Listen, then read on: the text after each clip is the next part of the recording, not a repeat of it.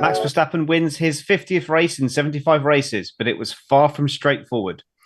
Welcome to the Grid Talk podcast. My name is Tom Horrox, and we are kicking off our first race in Pride Month with our review of the Canadian Grand Prix in Montreal.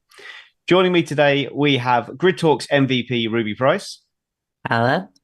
Our man on the ground and local hero, Jonah Gould. Hello. And DNF1 podcast host, Adam Burns. Hello, everyone. And before we get into this episode, we just have to thank our sponsor, Bet Online. Bet Online is your number one source for all the NBA Finals and Stanley Cup playoffs this season. Every stat, every matchup, and even live odds and spreads while the games are being played. When the game's over, head on to our online casino and get in the game with blackjack or poker, or unwind with one of our 150 plus slot games. Head to the website today to get in on the action and use promo code BELIEVE, which is BLEAV, for your 50% welcome discount on your first deposit. Bet Online, the game starts here. And also, please be sure to follow us on our social channels at Grid Talk UK to stay up to date with the show. So we're going to kick off today with the usual race winner, but in very different circumstances. And we're going to kick off with yourself, Adam. Max Verstappen, a race of strategy and survival today, and he won the race, but it wasn't the usual story, was it? And was it a bit on the fortuitous side? I mean, yeah, there was definitely an element of fortune with the safety car coming out at a convenient time for him to obviously help him out at the midpoint of the race. I think on the Red Bull pit wall, they were citing that as a bit of payback after what had happened in Miami, where it went against him and favoured Lando Norris. This time, he seemed to favour Max a little bit more. But I think, as they said at the end of the race, you know, there was a lot of strategy calls, there was a lot of changeable conditions, and you really had to be in it to win it. And I think, to be fair to Max, when a few drivers were making mistakes around him, or perhaps coming in a bit too soon or not coming in soon enough to change the inters for the dries, Max and Red Bull made the right call at the right time. And I think once Max got out in front, especially during the final safety car period, there was that little bit of trepidation. Will Lando get him? But Max kept his nerve despite everything else that was thrown at him and got the win. And this is something that we've often associated with Max. It's very hard to really get to Max and almost make him unflappable at this point. And I think he's proven once again that despite all the chaos that was going on around him, the one constant that often remains in Formula One these days is Max Verstappen wins the Grand Prix. So yeah, a little bit of fortune, but I think it's just Max doing what he does at the moment, and that's why he's the top dog in F1. Yeah, absolutely. Yeah. And I think, as you said with Miami, the safety car benefiting Norris there. Definitely today, Jonah, we had two safety cars that seemed to count against our second place man, Lando Norris, but he wasn't flawless on track either. So was this one that got away from McLaren, or was it the correct result? You know what? Honestly, I think it could be a little bit of both. It could be one that got away from McLaren. I mean, that I don't fully understand their decision not to bring Lando in under the first safety car. I mean, he pulled 8 seconds on Max.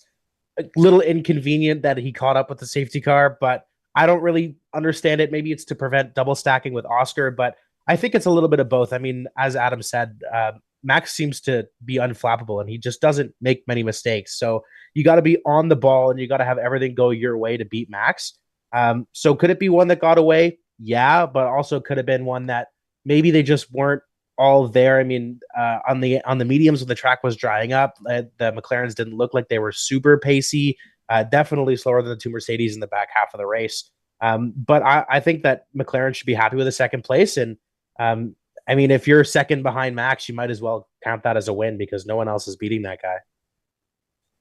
Yeah, fair point. I mean, I had my eyes glued to the driver tracker at the time of the safety car, and unfortunately, at that time, Lando Norris had already committed to the corner, so he just did too good a job and was too far ahead. So that was definitely on the unlucky side. And then catching the safety car, getting everyone else was doing their deltas, and he was driving at a snail's pace behind the safety car, so that's why he wasn't able to get in and out in time. So that part of it certainly was unlucky, but yeah, certainly didn't have the pace of the Mercedes in the second half of the race. But over to you, Ruby, for the first of the Mercedes there, George Russell, pole to third. He surely must be annoyed with that. Toto had to tell him to calm down at one point. And is George's temperament an issue here, or or was it just he was pushing a bit too hard? I definitely think he was pushing very hard this Canadian Grand Prix. He was getting his muscles out, getting his elbows out into corners and stuff. And, there were times where it paid off again for him. The move to put himself back into P3 and back on the podium ahead of his teammate, where it paid off. Whereas previously, a few laps earlier against Piastri in the same chicane, it didn't pay off. The stewards went with a racing incident. I'd agree. But yeah, this is sort of a trend for George Russell, really, of being in promising positions, being forecast podiums and wins, and ultimately not getting those. We've seen across this weekend in the limited running that we've had, like the Mercedes has been a relatively quick car at points, particularly during those times between where it's been wet and drying. And, we saw the quicker cars being the Mercedes, apart from Verstappen, who was just free to away. But ultimately, didn't really capitalize on the performance that the cars had and really should have probably been P1 or P2, save for some mistakes. Yeah, no, that's fair enough. Again, as well, just a couple of mistakes here and there creeping in for George, but yeah, yeah, Mercedes definitely seemed to be back based on that performance. Probably just a track specific thing, but we don't know really. But a strong weekend overall for them. Oscar Piastri next, Adam, as we were going to talk about another race where he looked to be genuinely a lot quicker than Norris at times, yet race pace once again seems to have let him down. Is this starting to become a problem, or are we just expecting a bit too much of him at this early stage of his career? Um, I think it's a fair question. I would say overall, I think Piastri's progress has been very noticeable this year. I think at the moment he is right where McLaren needs him to be. He is very much right on the heels of his teammate at the best of times. And I think we saw a lot of that this weekend where Oscar was always there. If Lando wasn't able to deliver his absolute best, Oscar was always there to sort of, play that team role and put himself in that position to take advantage. And I think his form, especially in the last few races, would speak volumes to that and a huge testament to that. So, no, I don't think it's a cause for concern with Piastri right now. As I said, I think he's where McLaren needs him to be. Today, there were moments where, could he have beat Lando or could he have had a challenge to Verstappen at the front? I mean, let's not forget there was that radio call with his engineer asking him if they swap positions with the McLarens, could he do 17 fours to try and put pressure on Max? And he responded by saying, well, I've got Russell to worry about at the moment, who was all over the back of him. So I think it was a decent weekend for Oscar. I think like Norris in a way and other aspects of McLaren, I think they'll be disappointed that they ended up with two Mercedes in between those two McLarens because I think a double podium was very much on for them. But I think if you'd have offered them this result with Ferrari with a double DNF, I think they probably would have been pretty happy with it. And I think for Oscar in particular, I think this is just another step in his development where he is making progress, but we do need to be patient with him. I think there's a bit too much expectation that this guy is going to be an incredible talent and is going to be a future star. I think he will be those things, but I think we have to be mindful that this is only his second season in F1 and he's mixing it up with the best drivers on the grid right now on a weekly basis. So no, I don't think we should be worried about him at this point in time. Yeah, fair point again there. I remember coming on this very show in the early days and saying that I'm worried about Lando Norris's race pace because he's a demon qualifier, but doesn't seem to have it in the race. So how that has changed around, and he's certainly in a more competitive car on the same trajectory that Lando Norris was in his early days. So absolutely a star in the making, but like you say, he's definitely in the making at the moment. So we're ploughing through this, but we're moving on to Aston Martin now, Jonah. So double points and genuine pace, it seemed, and your man as well, scoring points. Are Aston back in that pocket behind the top four? Are they going to be back fighting for podiums again for Fernando Alonso at least? Anyway, what's your opinion on Aston Martin's progress in their race? I don't think they're going to be back to fighting for podiums just yet. And I'm not saying that's off the table, but I don't think we're going to get to there quite yet. Now, there are some fortunate things, some cars that probably should be ahead of the two Aston Martins, not ahead of the two Aston Martins this weekend, but that's not to take away from the performance that we saw from them, right? I mean, 6-7, Alonso Stroll, Canadian boy scores points at home. I don't think there's anything to complain about from those guys. It's a trajectory of up at this point. I mean, we've seen Aston's form at the beginning of the season hasn't been great. They're going upwards, and when you're really at the bottom, the only way to go is up. Now, podiums, I don't know. The upper midfield, or if you want to call it that, is really, really strong this year. We can see podiums and the chances of wins from 4 different teams now, and even 3 different teams have won, right? McLaren, Ferrari, and Red Bull. So I think that it's possible, maybe in the later season, if they can put the right upgrades on those cars, that Alonso can be up at the front. I don't know necessarily about Lance Stroll, but I also think that the wet weather was a little helpful today, and the changeable conditions were helpful to those two Aston Martins because, as we know, the great equalizer in Formula One is just a little bit of water. So I think that might have helped them, but they should be happy with that. They should be completely content with getting both cars in the points, especially on home soil for not only Stroll, but technically the team, although it is Aston Martin, they're technically Canadian. So I think that it's good for them, but I don't know if they're back quite yet. Maybe if it's raining, they might be back, but in the dry, I'm interested to see how they perform in the dry.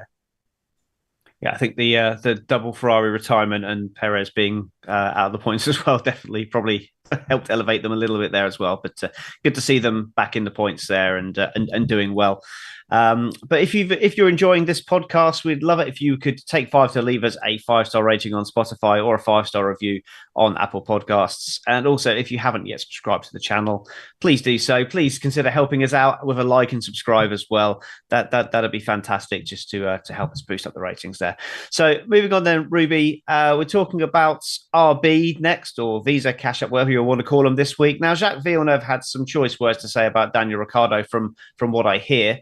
Didn't hear the comments myself, but I've seen a transcript of them. He was the driver who made the least mistakes today and was the one that got the headline result, and Tsunoda having a good race, but having a late incident as well. How did you see the RB's race, and do you think Jacques Villeneuve has had one too many for that comment, or do you agree with him? I mean, there's a lot of people who follow F1 that will think that Jacques Villeneuve has had too many before he makes any comment that comes out of his mouth. What I will say is that the RBs didn't get off to a great start in this race, both of them falling back very quickly, almost off the line, despite the fact of one of their drivers allegedly making a false start. Like, we watched the replay and I couldn't see anything that actually indicated that he'd made one, but there is that sort of precedent for a reaction time that is too perfect for you to have actually reacted to it. So it's possible that that's what's happened. But I do want to see more details on that before, I could say either way. But ultimately, the stewards went one way. He served that penalty. And even if they were to remove it, as we were discussing before we started this show, he is 500ths of a second too far back from Lance Stroll for it to make a difference to his race result if they were to give him 5 seconds back of his race time. But ultimately, like, Ricardo did have what is on paper a good race. A bit like paper in the rain, it does come apart at times.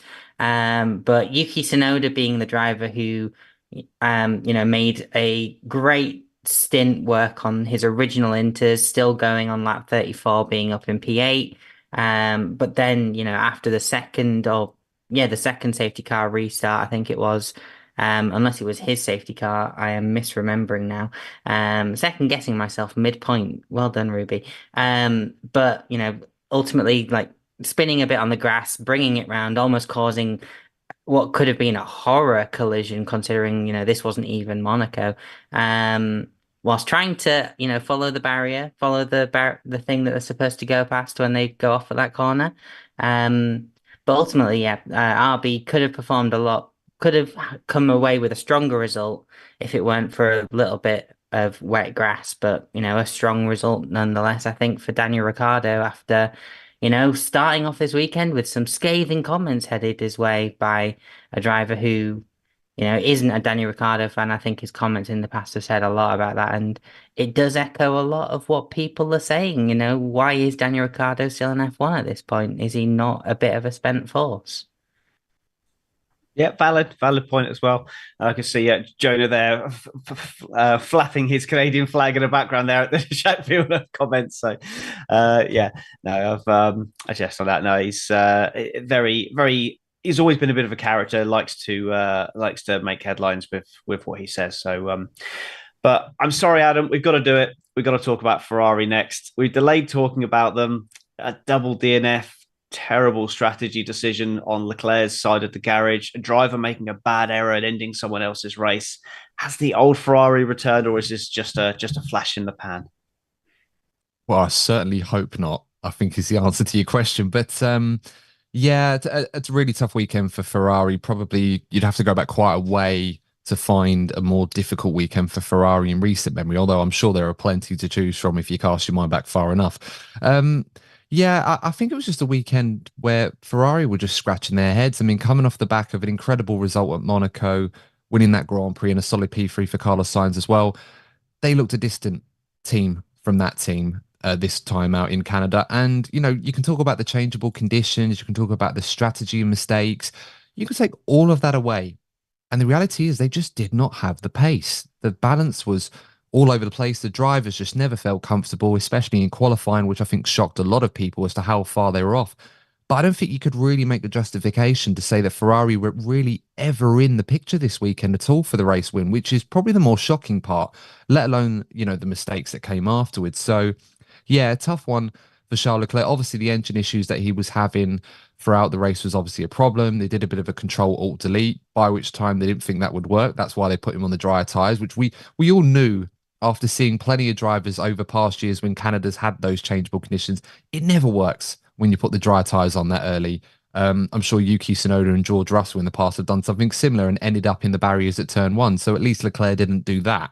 But yeah, it just never really worked out for him. Carlos Sainz, more shockingly, didn't really have any of those issues, but like Leclerc just didn't have the pace for whatever reason. So I'm hoping, Tom, in answer to your earlier question, that this is just a one-off for Ferrari.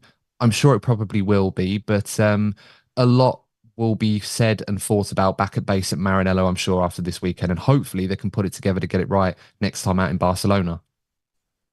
Yeah, absolutely. They were my pick to win this weekend. I thought they were going to be the pace setters with McLaren and Red Bull fighting out for the rest of it. But yeah, absolutely nowhere. Bit of a shame for Ferrari. And anyone talking about a championship fight, that championship lead has now doubled for Max Verstappen once again.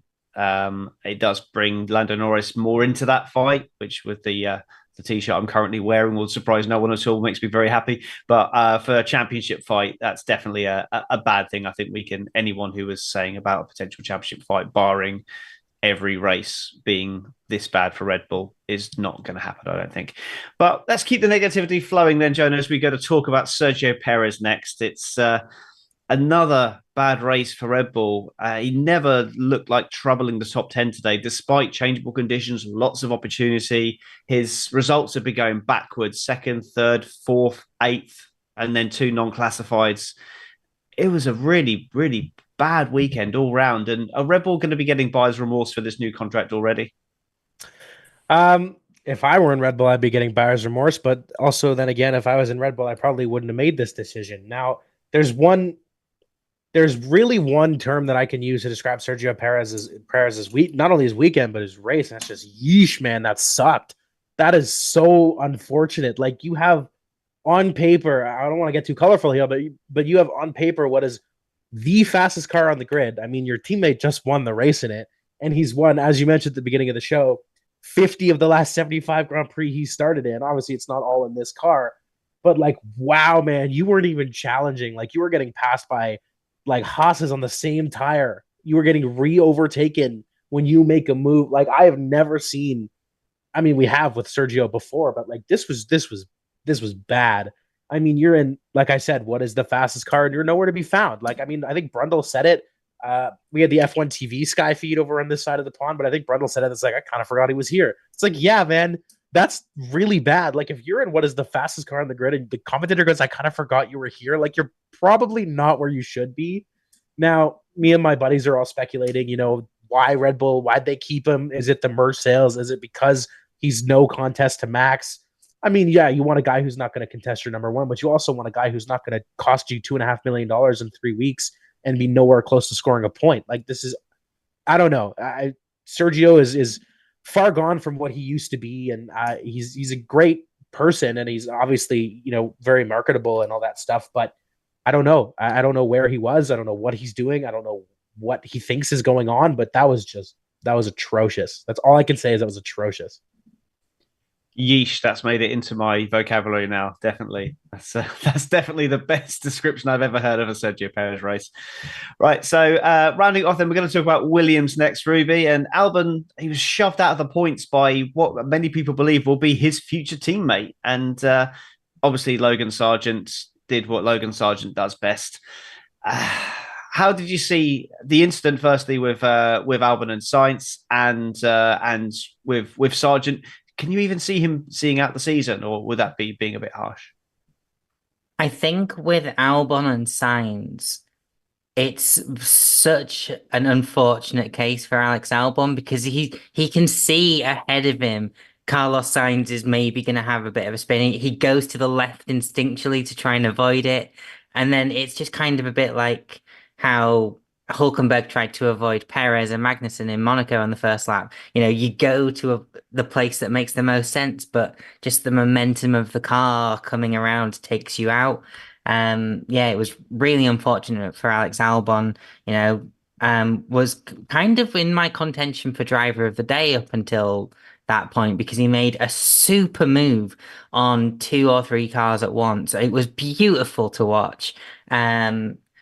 And then obviously, like, he has the slight tag with Sainz, such a slow move as well to say it did so much damage to both cars in the context of the race. But yeah, I do think it was sloppy from Sainz, but I don't think it was penalty worthy. I think, he's got unlucky. He's on the on the wet part of the track that has already just taken out Perez, like not, I think, a lap ago. I mean, granted, Perez decided to drive around the rest of the circuit to not bring out a safety car, but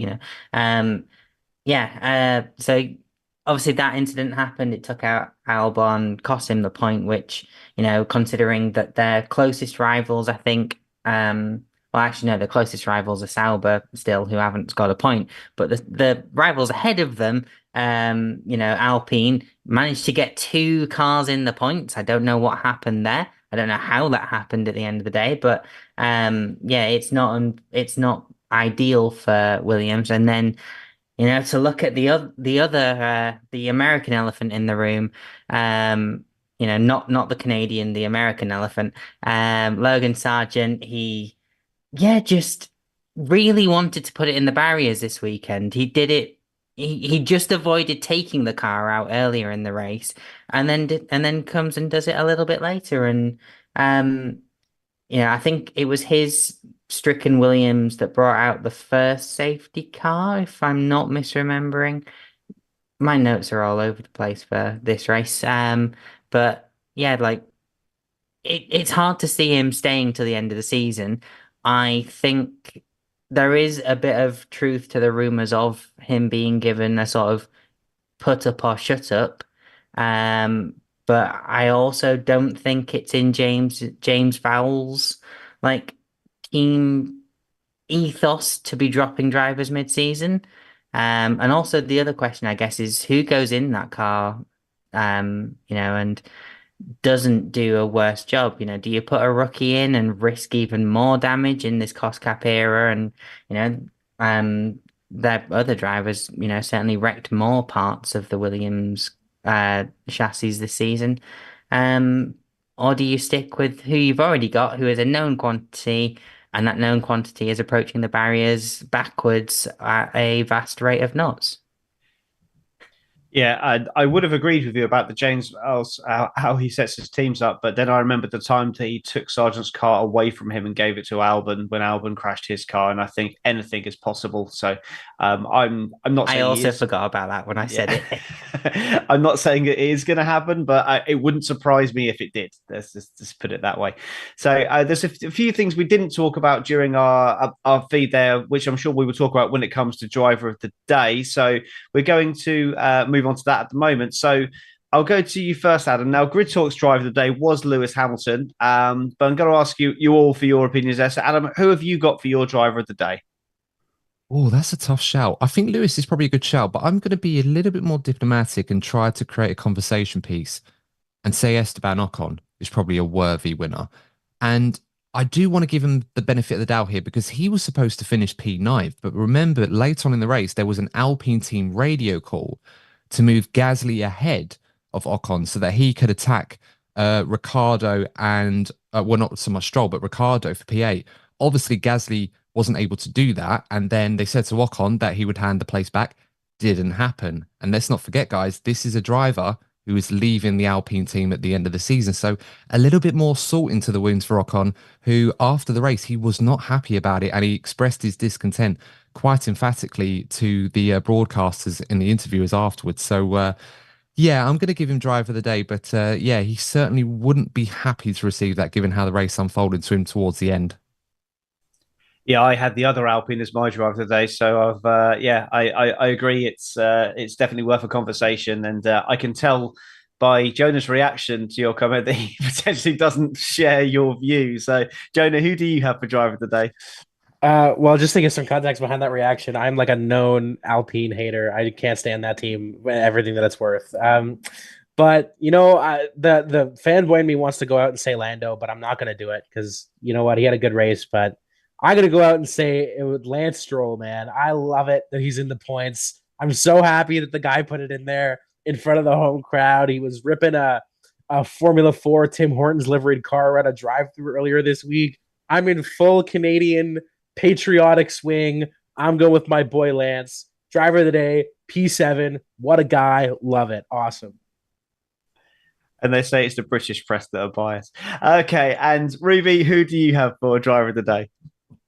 I'm gonna go for that British bias, and agree with the grid talk consensus of Lewis Hamilton as driver of the day. I did make this decision like before he lost the podium position, like with 2 laps to go.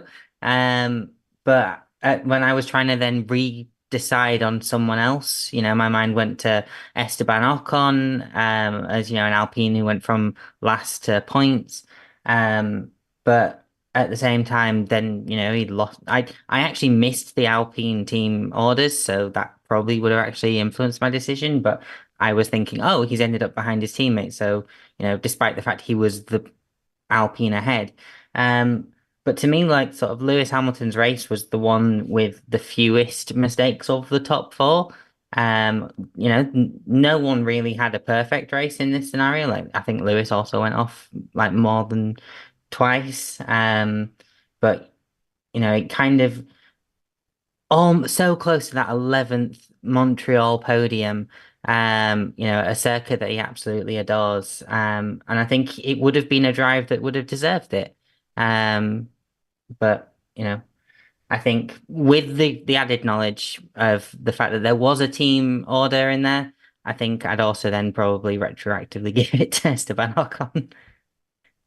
Yeah, I wasn't aware of the radio call either. I have to admit, I tune out pretty much after the checkered flag. But that's an interesting situation that the race we've had has been so kind of up and down and changeable that we've had four different people from this panel voted for driver of the day, and none of them was the driver who I probably deserved it the most, as he was potentially cheated out of a win by a safety car. So, no nominations at all for my boy Lando, and that's a bit of a that's a bit of a shocker for me. So I'm going to say that Aidan, our producer, has voted for Lando Norris just to get the top five there. So that is our podcast for today there. So Grid Talk is available on YouTube, where most episodes are recorded live, as well as Amazon Fire, Spotify, Apple Music, Verbal, and Pocket Casts. Just search for Formula One Grid Talk for our back catalogue of shows with previews and reactions to qualifying and results. And also, if you could give us a like and subscribe, and if you once you click the bell, then you'll know when we go live. So please do that, and you'll know when the episodes first come out. And please consider supporting us on Patreon as well to get better mics, lights, and recording equipment. Yes, so thank you very much for listening to the Grid Talk podcast today, presented by Bet Online, and we will see you again soon for more F1 content.